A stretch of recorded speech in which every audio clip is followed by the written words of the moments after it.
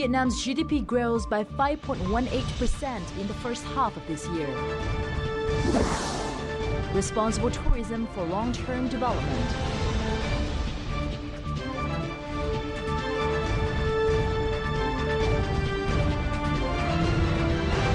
Hello, I'm Linh Hương from Hanoi and welcome back to Bizline. We'll kickstart our program right away with several highlights on the economic scene for the past week.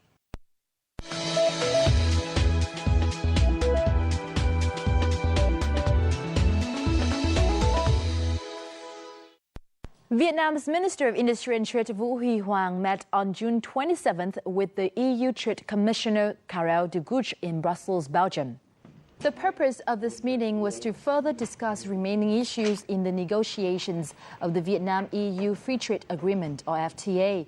The Vietnam-EU FTA negotiation aimed to remove tax barriers in goods and services, investment and other sectors. After 2 years with 8 negotiation rounds, the two sides have reached consensus across various fields. The EU is expecting to sign the Free Trade Agreement with Vietnam before the end of this year. Vietnam achieved GDP growth of 5.25% in the second quarter of this year, bringing the 6-month rate to 5.18%. These figures were announced by the General Statistics Office under the Ministry of Planning and Investment at a press conference in Hanoi on June 28th. In the first 6 months, the combined agriculture and forestry sector accounted for 18%, while the industry and construction and service sectors made up 38% and 43.81% respectively. Meanwhile, the Consumer Price Index, or CPI, rose by 1.38% compared with the same period last year and is expected to enjoy a 3-fold increase by the end of this year. The 2014 Vietnam-Laos Trade Fair, or Viet-Laos Expo 2014, kicked off on Thursday in Vientiane, Laos. Under the framework of the National Trade Promotion in 2014 program, this annual event is being co-organized by the Vietnamese and Lao Ministries of Industry and Trade.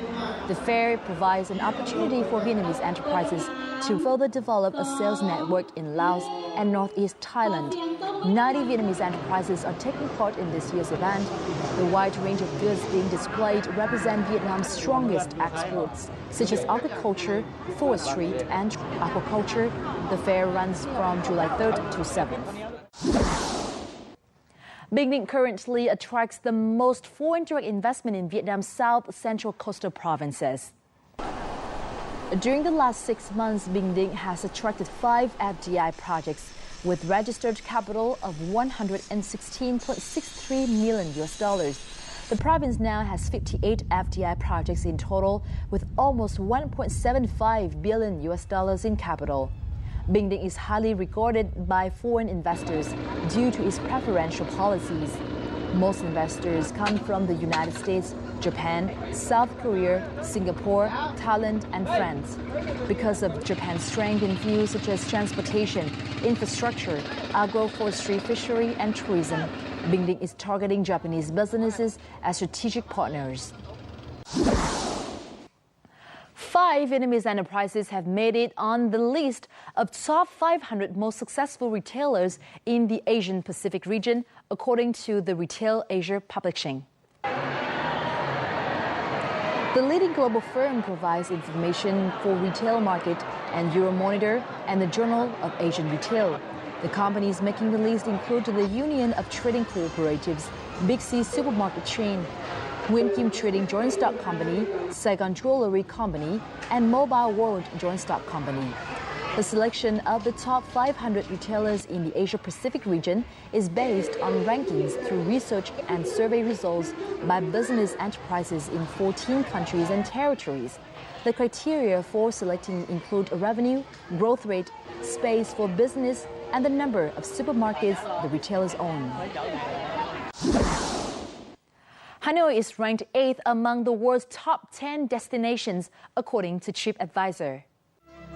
The 1,000-year-old capital of Vietnam, is home to hundreds of historical and cultural sites. One of visitors' favorite activities in Hanoi is to walk around the old quarter to watch everyday life and enjoy the rich culture of the city.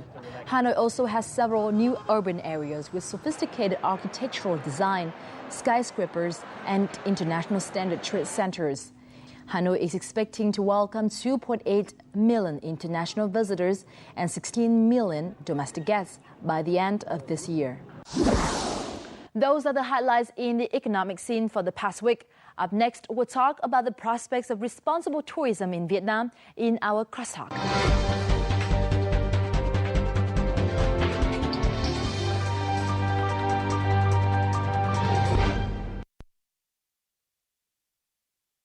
In the next 20 minutes, we'll talk about a trend or practice in tourism that is vital for the sector in crisis management and develop sustainably in the long term.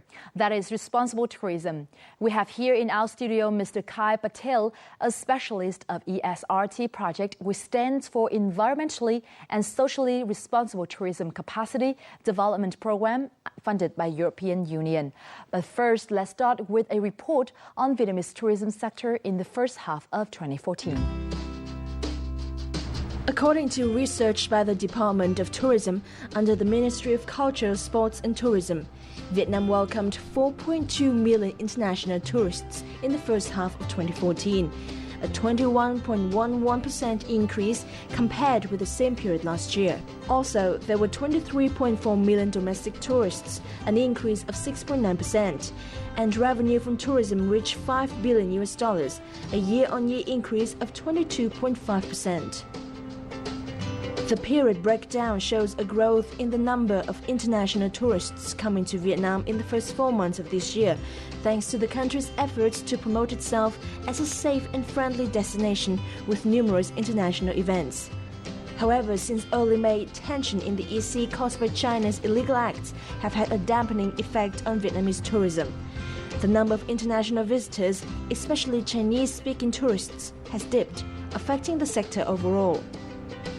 In response to this situation, the Vietnamese tourism sector has developed a strategy of crisis management and sustainable development, focusing on communication and training in responsible tourism.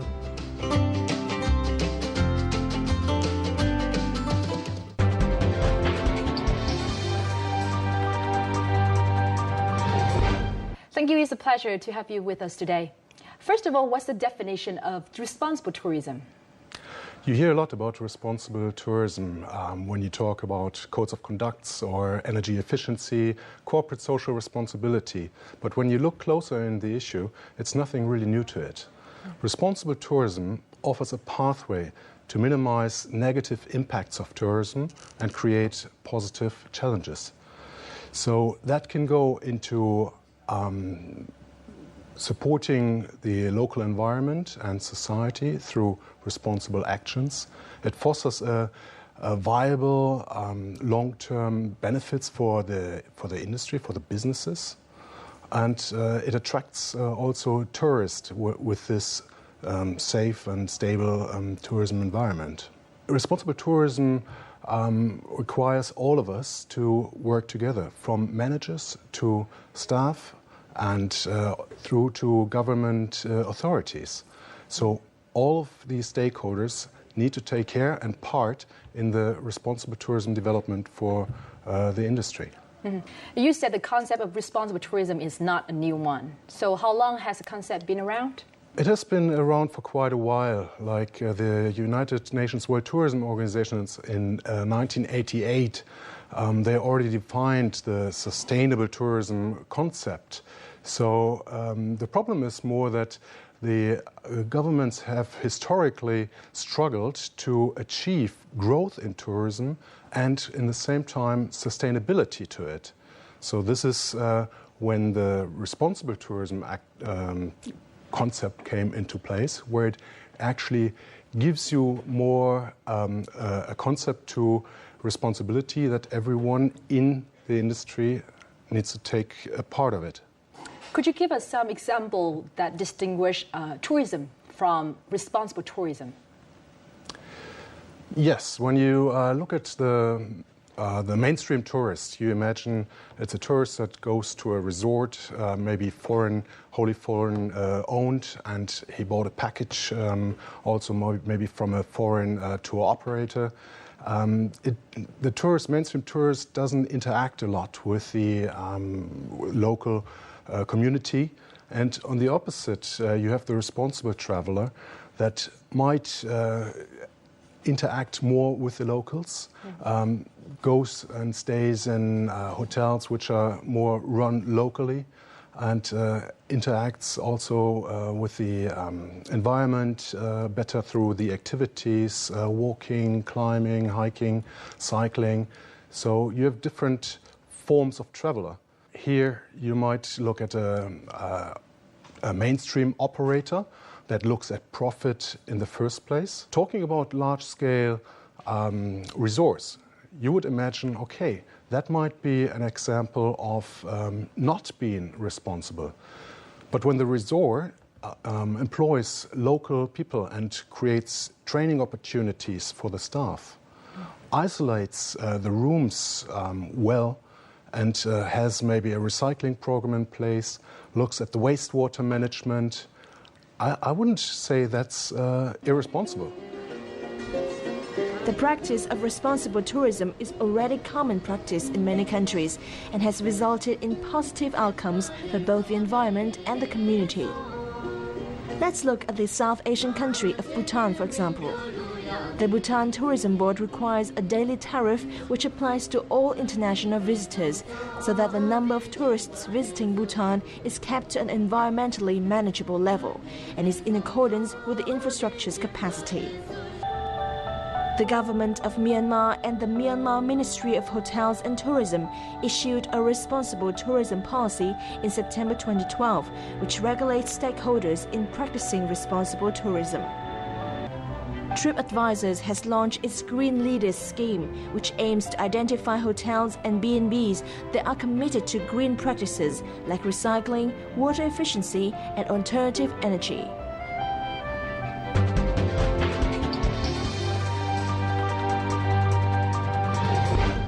So the key to responsible tourism is understanding and accepting responsibility. So whose responsibility is it? Responsible tourism is all about making the travel and tourism forms more responsible. So everyone can take a part in it. For the employer, for example, he could look at gender balance policies or non-discrimination policies in the workplace. On the other side, invest into capacity building and staff enhancement. For the tourist, it's also about learning about cultural norms and traditions and not damaging the environment. Mm-hmm. So there's many actually stakeholders involved in the responsible tourism approach. So what are the benefits of responsible tourism? Responsible tourism has a strong business case to it. It can add value to your product. It saves you money, actually, by minimizing energy costs. It is something that the customer is already demanding for, as he sees and values the support for the local community and environment. So when you look at the reputation through responsible tourism actions, that in the long term can also add to the brand of your company and of your product, which then goes to repeat visitation for your company and increase sales. So those are economic benefits. So what are the social and environmental benefits that responsible tourism can bring? Well, looking at the social dimension, you have here the chance to keep the staff. It creates some pride in the business and motivation, which leads then back to a better customer service and quality of the overall product. It also supports communities, the socially responsible tourism, and your business might be better accepted by the locals when you purchase locally from local suppliers, and that gives you also a good reputation within the community. Mm-hmm. You have on the other side the environment, of course, and I mean the main asset of tourism is to have its nature, right, and protecting the nature and investing even through responsible tourism projects into nature protection. I think this is something very important where responsible tourism can add something to it. And now let's take a close look at Vietnam's case, where, as you know, Vietnam's economy is facing some certain difficulties, and Vietnam's tourism is also experiencing some decline in the number of international tourists coming to the country. Why is it important for Vietnam to promote responsible tourism in the country? So the World Economic Forum, they have the Travel and Tourism Competitiveness Report, and they indicate that Vietnam needs to work in a sustainable way. Why is that so? Because it is a fairly new destination on the market, and it has naturally seen tourist growth. But it's like the product life cycle. You will also see a decline when you don't take care of the product. So adding to a high-quality product through responsible actions helps the tourism sector to grow further. Of course, there will be always some limitations once the sector emerges, but it all requires actions, and here responsible tourism could be a solution to it. For a few years now in Vietnam, tours that are designed to include a real-life experience of local culture and traditions have attracted tourists. Some of the most popular activities include the Farming Experience Tour, where visitors homestay with local families and use services provided by locals, like this horse-drawn carriage tour in the Mekong Delta region. Tourists have an interesting experience. The local culture and tradition is promoted, and income is generated for the local community.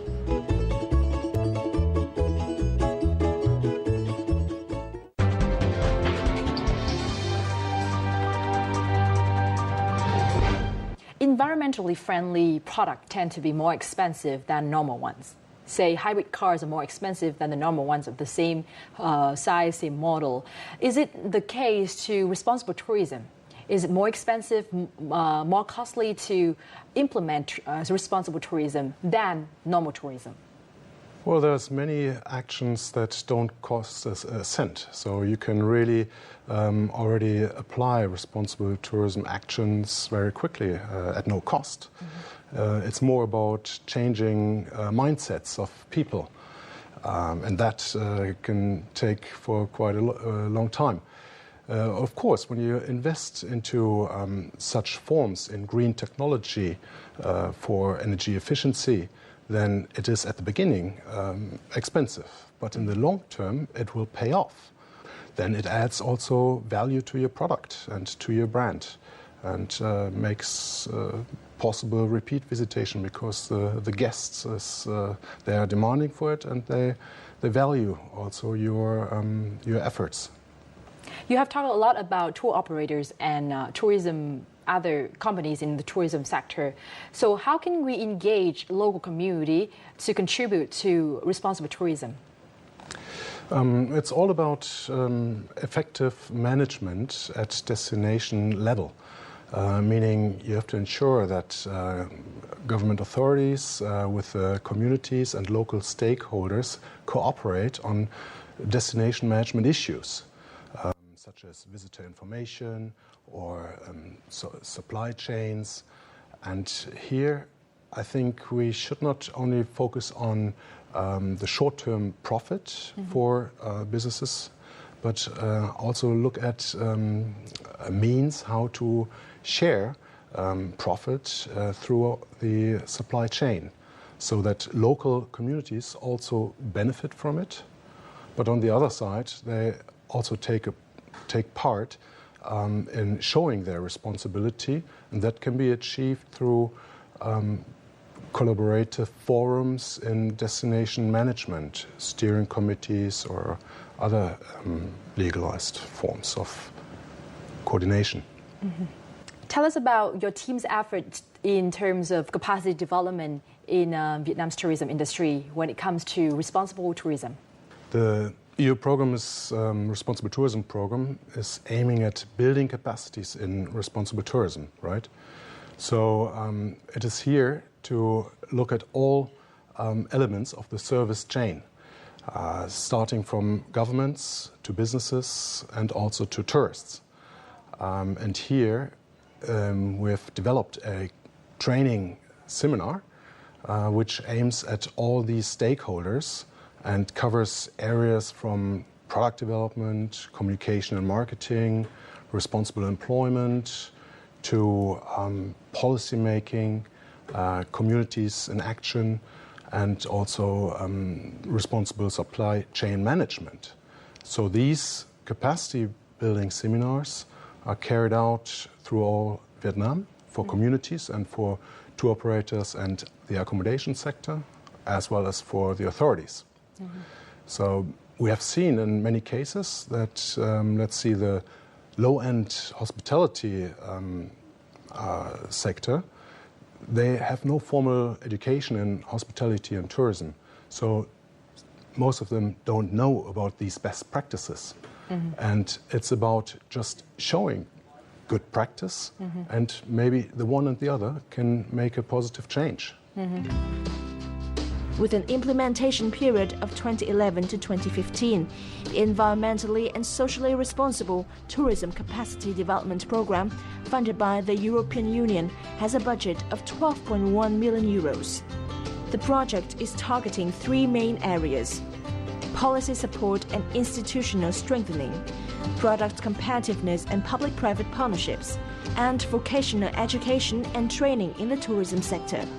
Among these, the vocational and skill training seminars have been hugely successful. So far, they have been held in more than 20 provinces across Vietnam and have had a great impact on raising the awareness of both tourists and community members while promoting positive actions in each destination. Trên thực tế thì không phải tất cả chúng ta đều có cái cơ hội để đến được với những cái cơ sở đào tạo về một cách bài bản và chuyên nghiệp, ví dụ như đến các trường đại học. Thế thì khi mà có một cái chính sách phát triển một cách rộng khắp và nó có cái tính chất lan tỏa, bởi vì ở đây các bạn sẽ nhìn thấy một thực tế, đấy là dự án xây dựng một cái năng lực là đào tạo thông qua các đào tạo viên. Và các đào tạo viên được trang bị về mặt kiến thức, được trang bị về mặt kiến thức nghề nghiệp, kỹ năng nghề nghiệp, và đặc biệt nữa là có một cái cách nhìn nhận về việc phát triển có du lịch có trách nhiệm. Thì như vậy thì chúng ta sẽ thấy là cái sức lan tỏa của nó sẽ lớn hơn, và nó không chỉ dừng lại ở những cái khu đô thị du lịch, nó không chỉ dừng lại ở các thành phố lớn, mà các đào tạo viên này nó sẽ có cái tính lan tỏa, nó sẽ đưa được ở những cái kiến thức mới này và những cái hiểu biết mới này về với các vùng sâu vùng xa. After these seminars, the tour guides will then become tourism ambassadors who spread the word about socially and environmentally responsible tourism to visitors and local communities.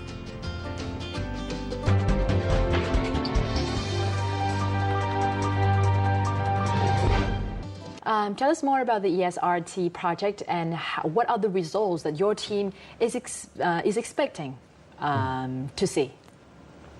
The ESRT program is working in three different areas: in institutional strengthening, competitiveness, and vocational education and training.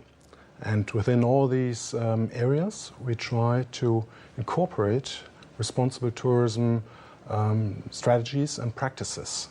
So we're looking here at the Vietnam tourism marketing strategy, for example, where we try to bring in also some responsibility, such as looking also at the domestic traveler and not only at international travelers. This is very important. It's a big market already. Then we have the area of destination management at local level, at provincial or interprovincial level. And we support here with public-private dialogue, bring stakeholders together and address key issues of sustainability. And here we already see some success. Well, thank you very much for spending time with us today. Thank you. By 2015, tourism and travel is expected to become Vietnam's single largest player, contributing to approximately 15% of the national workforce and approximately 1.4 million direct jobs. Sustainable and responsible approach is vital to fully develop the sector while protecting the environment for our future generation. And that wraps up our Bizline this week. Thank you very much for being with us. You can go to vtv4.vn to see other programs. And goodbye for now from Hanoi.